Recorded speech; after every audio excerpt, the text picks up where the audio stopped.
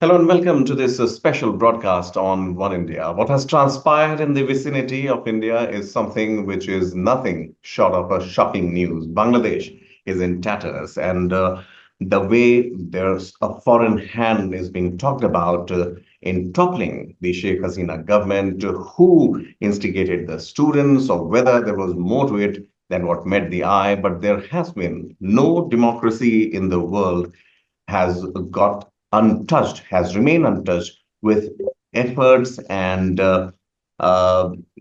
insinuations like these, where the governments have found themselves in hot waters because of some third forces. How India was also in such position, how Prime Minister Modi's governance in the last 10 years has thwarted them. These are some of the issues that one would definitely wonder and want to prod upon, especially for a fact that how and in what ways could India prevent becoming or getting into a situation like Bangladesh? To discuss that further, I have with me Abhijit Iyer Mitra, Senior Fellow, Institute of Peace and Conflict Studies, IPCS. Abhijit, thank you so much for taking time out for One India. Thank you so much for having me on. Thank you, Abhijit. Well, Abhijit, in light of the recent incidents where foreign influence was alleged to have attempted to destabilize India, such as the toolkit during the farmers' protest, how do you assess the Indian government's response in countering these quote unquote external threats? We have to understand, first of all, two things. One is there's a difference between Ukraine, Bangladesh, and India. Uh-huh. And there's also a difference in perceptions. So the first thing is, let's separate Ukraine from Bangladesh and India. Europe generally seeks American validation. Ukraine is kind of most European countries, not just Ukraine, they've accepted to, being second fiddle to America Mm-hmm. and, advancing an American game. They want to be in the American orbit, which is why it is far easier for NGOs to pull off what they did in Ukraine Mm-hmm. than what they can do in India and Bangladesh. Especially Mm-hmm. because, India still has some very, let's say, not pleasant memories of American intervention in South Asia, Mm-hmm. especially with regards to the Bangladesh Liberation War. And the Bangladeshis, I think, much more so, since 3 million of them died in 1971. That said, there are fundamental differences even between Bangladesh and India. Bangladesh, for the longest time, till Sheikh Hasina stabilized their economy, used to be considered the Disneyland for NGOs. There wasn't a single NGO worth its salt that Mm-hmm. did not have an outpost in Bangladesh, and it was, sort of the petri dish for every NGO idea that came about. And it wasn't great for the Bangladeshis, but it was great for NGOs. It was their biggest sort of cash cow, so to say. The Mm-hmm. second is Bangladesh is also a fairly, compared to India, it's a centralized and homogeneous society. It is not a federal structure. Everything is concentrated in Dhaka. And, it's mostly overwhelmingly Bengali, or at Mm-hmm. least the True. national ethos of Bengali. There is no acceptance of a sort of multi-ethnic, multi-religious, multi-linguistic state. India, in that way, it is precisely the fact that we have 1,000 different TV channels, Mm-hmm. which a lot of these American, I don't like the word deep state, but a lot of these American progressives like to manipulate for their agendas. Mm-hmm. The nuances have to be different. Forget from state to state, forget from language to language. Even within every 100 kilometers, the desires and the inadequacies change. So it Mm-hmm. becomes very difficult to message. You look at American diplomats in Delhi, they're always sitting at the Italian Cultural Center talking in English. They only talk to interlocutors who speak to them in English. And it's a Mm-hmm. sort of 1% view of, the elitist 1% Delhi, India view. It's not the Bharat Right. view of what's happening in Mm-hmm. India, right? So Right. this makes life a lot tougher. Now, we need to remember what's happening in America as well. In America, it isn't that America wants to do all these things, it's just Mm-hmm. that you have a president who's absent, uh, uh, who's essentially a walking zombie, and a vice president who is considered unserious. She's not read into most of the important things and things like that. In Right. that particular case, you have several silos within State Department Mm-hmm. which keep competing with each other on different kinds of things. I can tell you, defense, the Department of Defense is almost monoblock solidly behind India. Okay. State, there are some silos which are, which get the nuance of what's happening in India and things like that. There are Mhm. several more who do not. And the third issue, of course, is the inadequacy of our own foreign service. We don't engage with these people. We keep, say, criticizing USCIRF, the Committee on Religious Freedoms Mhm. reports, Mhm. which are based on newspaper clippings. But when has the foreign ministry ever done, aggressive news conferences dismissing those news reports? They Mhm. never call out news reports for being inadequate and things like that, nor do they engage on a systematic basis with foreign diplomats in pointing out certain things to Mhm. them and dispelling myths. So it's a very complex thing. Is there a toolkit? Absolutely. But I would say it's more a case of there is no deep state. It's a sort of convergent, corrupt interests of Okay. individuals within the State Department who then make their personal priorities the priorities of their particular silo.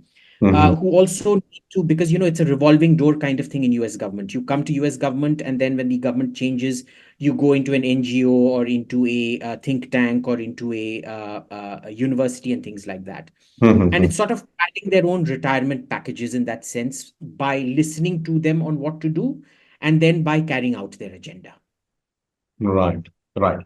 Absolutely. See, what we have seen in the past also, Abhijit, what you talk about is the bigger picture, definitely.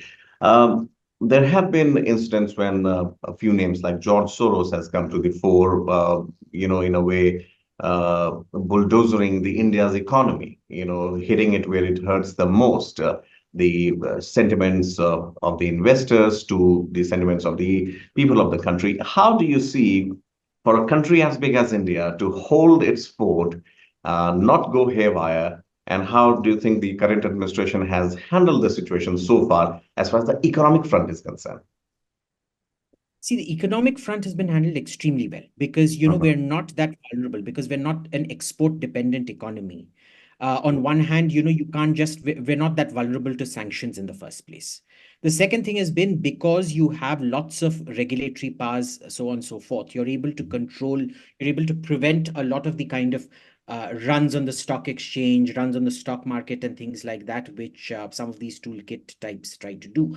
And in this, Mhm. I'd like to specifically point out not just Soros, but also Omidyar and those Hindenburg guys. Now, Mhm. Hindenburg, the ownership is for a company that keeps insisting on transparency, they're exactly zero transparent about themselves. We don't know what the ownership structure is. We don't know who's running it, anything of that sort. Mhm. Now, the issue is we've always been very, almost, I would say, defensive in Mhm. how we deal. We react. We are not proactive. So, for example, what really prevents you from putting out an arrest warrant and primary, secondary, and tertiary sanctions on Soros? See, Soros can induce a run on the stock market. But if you put primary, secondary, tertiary sanctions on anybody who has investment from Soros or associates with him, Mhm. what do you think is going to happen to Soros?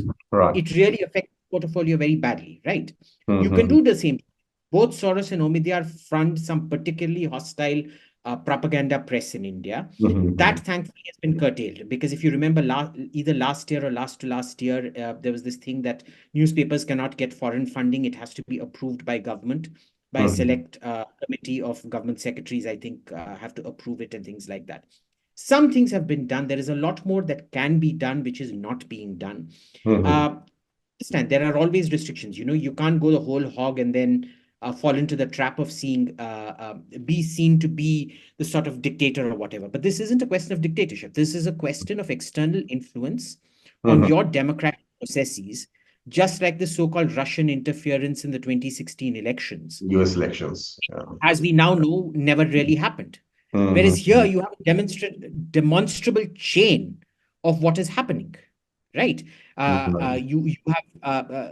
You have clear direct foreign investment Mhm. in newspapers, in news outlets, or whatever, which should have never been allowed. There is a rule which says that a foreigner cannot be the editor of a newspaper. Why? You Right. should also make it that you can't be doing advertisement and investment and things like that as well. Mhm. Right. FDI in media. Very big question there. Definitely, Abhijit. Um, Now, but talking about, geopolitically, if we look at India, obviously surrounded by quite a challenging adversaries there, China, Pakistan, Bangladesh, you have down south. uh, Sri Lanka, obviously with Chinese interest there, with a porous northeast, with Jammu and Kashmir, which has been troubled by the Pakistani intruders, Pakistani army and terrorists. How do you think that India so far has performed in the last 10 years? I would say, specifically during Prime Minister Modi's tenure, how these strategies or policies have been effective in maintaining the stability generally in the country?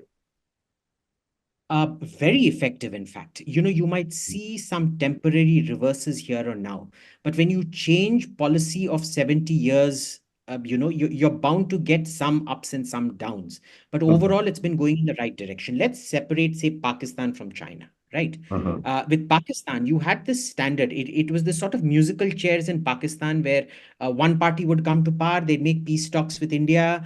The moment the peace right. talks were going well, Wrong. there'll be some protests and then they'll be removed. Then the army Mhm, will come. The army will then, have peace talks with you, and then there'll be some internal coup within the army where you'll be removed, etc., and things like that. So this was they never wanted to sort Kashmir out. Let's be clear about it, the Pakistanis, because the moment you remove Kashmir from the friction table, mhm, the whole reason, the reason for the Pakistan army's existence itself mhm, evaporates. So solving Kashmir is like telling the Pakistan army, please dissolve yourself, which is not really going to work. And then you had these local politicians who would be echoing the same line that the Pakistanis wanted. People like mhm. Omar Abdullah, Mehbooba Mufti will say, talk to the Pakistanis, they are stakeholders. Why, since No. when did Pakistan become a Mhm, stakeholder in our territory? Right. So these people were essentially parroting what the Pakistani line was while claiming to be mhm, great patriots and things like that. We should also remember the PDP is the sort of, if you take an Irish example, Sinn Féin was the political party which was not banned. mhm. IRA was the military wing which was banned. Here Oh, it's a triple wing.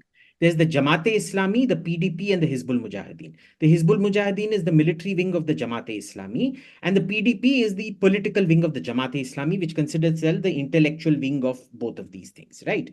So this okay. was a thing. Now, with the abrogation of 370 and the cracking down of the entire money laundering, black economy route out there, that Mm, has been comprehensively ended. We need to remember the insurgency in Kashmir has ended. There will be terrorism. We need to remember, even after the insurgency in Punjab ended, there was that bomb blast which killed the Chief Minister Beyant Singh well after the insurgency had ended. You mhm, will see spectacular terror attacks happen. But that does not mean that there is a state of insurgency in Kashmir anymore, which means the leverage of Pakistan on you has been removed. They can no longer say, settle with us and then you will have peace. Not that land for peace has ever worked. I mean, look at what's happening in Israel. The whole mhm. basis of that settlement was land for peace, the Oslo agreements. And I mean, now really, peace is elusive. if Gaza looks like peace to you right now, well, Well, it's quite, congratulations. quite a challenge. So, yeah. Absolutely. So that has been handled very, very well. We have the Mhm, border defenses in place, which are very good.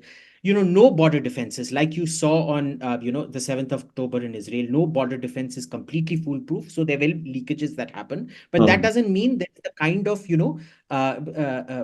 before the border was literally like a sieve. Anybody who wanted to come through could come through. That has comprehensively ended. Now let's look at China. What mhm, the whole point with China was China would keep building infrastructure on their side of Tibet. mhm. And we build nothing in the belief that, if we build infrastructure, the Chinese will overwhelm us. And the same roads we build from, say, Delhi to Leh will be used by the Chinese army as a highway to come in back to Today. Delhi.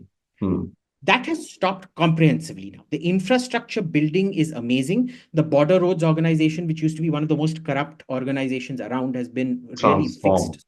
Mhm, The kind of construction you're seeing within every single year is more than what you've seen in the cumulative 40 years preceding that, right? The right. kind of tunnels we're building out there, the access points we're building, the helipads we're building, the military bases we're building out there. Why?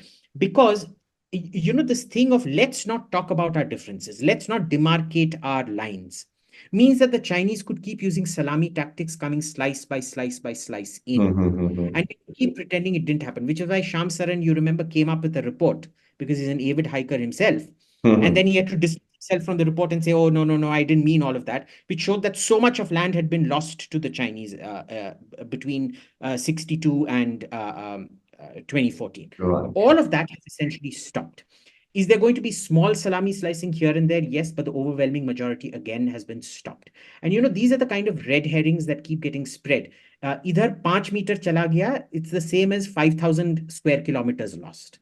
Now, you see, 5 meters is not 5,000 square kilometers, right? So one was used to justify the other, classic Right. spraying of red. So it's been managed very, very well. Right. Have we reached the end goal yet? No. But are we well on our way to the end goal? Yes. Absolutely. Abhijit, sounds reassuring. Thank you so much. One final question coming home, basically, the internal matters. How do you evaluate India's success in avoiding a descent into an anarchy? What lessons can other countries also learn from India's approach, if I may ask? Look, it's a mixed bag. There's good and there's the bad, right? Right. The good is, things like we discussed, the stopping of foreign investment into news outlets, especially shady news outlets of the type Soros and Omidyar Love. On the other hand, I think, the first thing you're taught about security is that you do not act when people assemble on the road. You act preemptively even when 10 people have assembled before assembling on the road, when they're getting ready to get into the tempo to come to the assembly ground. We have not been doing that. We've had this sort of very laid back approach to preemptively tackling unauthorized demonstrations, riots, even when riots happened, for example, like on Republic Day 2-3 years back, where the farmers stormed the Red Fort Yes, and yes. tore down the Donald Indian Trump. flag. Yeah, we did not. In fact, you saw the shocking visuals of the police were covering in one side being beaten up by the rioters and things like that. Yes, yes. We fundamentally need to change that. You see, the counter to that is, oh, look at Sheikh Hasina. She shot down protesters and look what happened. You see, there is no one specific rule of dealing with these things. You prevent, had Sheikh Hasina not allowed the congregation to happen in the first place, you would have not even had to need to shoot then, because you deal with it even before the protesters. See, after 10,000 people assemble, it's very tough to deal. The game is lost. But when you deal with them when they're 5 or 10 getting on their tractors, setting off for something, it is much easier to deal with them without any violence. Right, right. What happens with violence is you can't control it. Then it becomes a Tiananmen Square, which would be an unmitigated disaster. Correct? So there is a lot of lessons for us to learn. I think generally the government's soft touch policy has yielded results. Till it does not yield results, which is what we saw with Sheikh Hasina. You see, she had a soft touch policy. If you notice, for every single year in the last 15 years, the Jamaat-e-Islami and the BNP have brought Dhaka to a standstill, sometimes several times every year. There hasn't been a single year where there haven't been mass protests like this. And it was always handled well till the time it wasn't handled well. Right. And see, you can't leave these things up to chance. That is why you need to be extremely proactive. So has it worked? Yes. Can we can pray for it to continue working, but will something go wrong at some point? Almost certainly, yes. Yes. I mean, that's how, the Murphy's Law would also have it. But nonetheless, Abhijit Iyer Mitra there, Senior Fellow, Institute of Peace and Conflict Studies, IPCS. Thank you so much, Abhijit, for taking time out. This must have been the first time on One India, but trust me, it is not going to be the last time. We would love to host you more on shows like these. Thank you so much. Thank you so much. Take care. Bye.